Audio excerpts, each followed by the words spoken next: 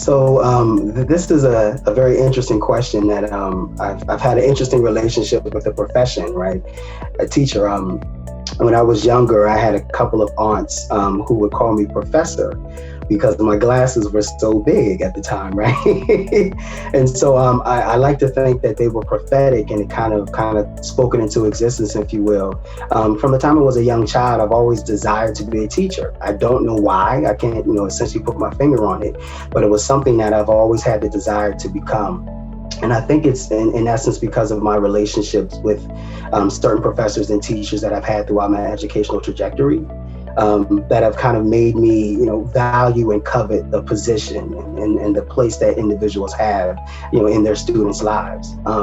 As of recently, my desire to be a professor or educator in this profession comes from, the desire to kind of really support the individuals who are viewed as the underdog in essence, right? Community colleges are often viewed as spaces that don't provide or support academics, right? We don't produce extreme or talented academics, if you will. And so I want to be a part of shifting that narrative. Taking the position as a faculty member has helped me kind of really understand the position that faculty members have at the college and the obligations that they're inundated with. And it's kind of helped me, review the conversations that I have with professors, the emails that I have with professors as a student here at PGCC, and I actually covet the relationships more. I understand now as a professor that it is not easy, right? To establish relationships with your students. We're inundated with so many obligations that, sometimes it's difficult to prioritize the relationship with your students. And so I look back at the professors that I've established those relationships with, and I respect them even more. I covet those relationships even more because I know that it's very difficult to essentially manifest. I also think about the racial and ethnic differences that PGCC is seeing now. It's way more racially and ethnically diverse now than it was when I attended. And I'm able to see now how the school is actually dedicated to supporting that diversity, right? I'll be pursuing my PhD in sociology at Johns Hopkins University in the fall, and I'll be focusing on health disparities, particularly lupus. I had the opportunity to interview Black women in Baltimore City about their access to fitness, and I came across a number of women who focused on lupus as a potential barrier. And so it kind of made me think about lupus and how it manifests and, what does the literature essentially say in regards to such.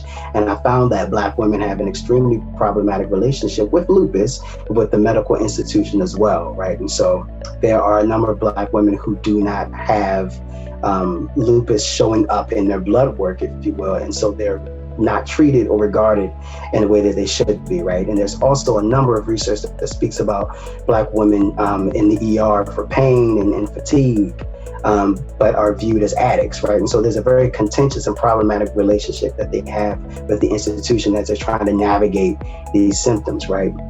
Add that to being a Black woman in the inner city and all of the things that, the population is dealing with there. Black girls are being suspended and expelled at a higher rate than their counterparts. They're also committing suicide at a higher rate than they have before. And the Black woman prison population is the highest growing prison population in our society, right? And so there are a number of circumstances that these women are navigating that could definitely influence their health, right? And so I'm interested in investigating how their interactions with the criminal justice system, be it the courts, be it the police officers, be it resource officers in school, how do those interactions actually shape their health? How do they influence how lupus shows up? How do they influence how they treat lupus, if you will? And hopefully the research is not just research, and it's not just a dissertation, it's not just a paper or book, but it's something that can be used to essentially inform policy. So, that's my goal. So this is an interesting question because it's something that I often ask myself consistently as I'm beginning to restructure or retool my syllabi, right? The short answer is race and racism, right? As an Africanist, as a historian, as an undergrad, I clearly was introduced to racism, right? As a sociologist, I was introduced to a set of skills that strengthened the knowledge that I currently had, right? and my ability to kind of probe racism and understand how it manifests in everyday life. And that type of understanding, the knowledge of social processes and how these things kind of manifest, supports me in finding very simple and overlooked aspects of life and investigating the ways in which race has essentially shaped them, similar to my master's thesis with fitness. My master's thesis focused on access to fitness and how these things manifest. And I concluded, in essence, that the built environment has a very big impact on the healthy choices that some of us make, right? And so in order for me to kind of reproduce that experience in my classroom, I require my students to do an ethnographic investigation of their community and their neighborhood, right?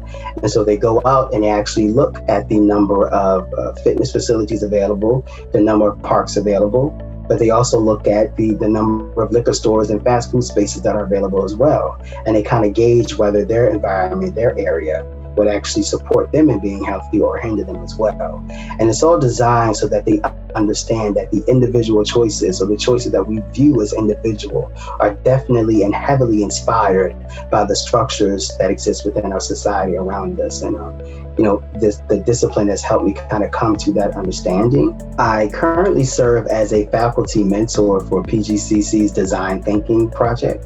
And so what I will be doing is supporting a couple of students in coming up with a business, some type of intervention that's aimed at challenging food insecurity in the county, right? And so, it's a labor of love. It's something that I'm extremely excited about. It's always incredible to be amongst young students and their eager desire to kind of make some changes. So I'm excited to be, a part of this process with these students.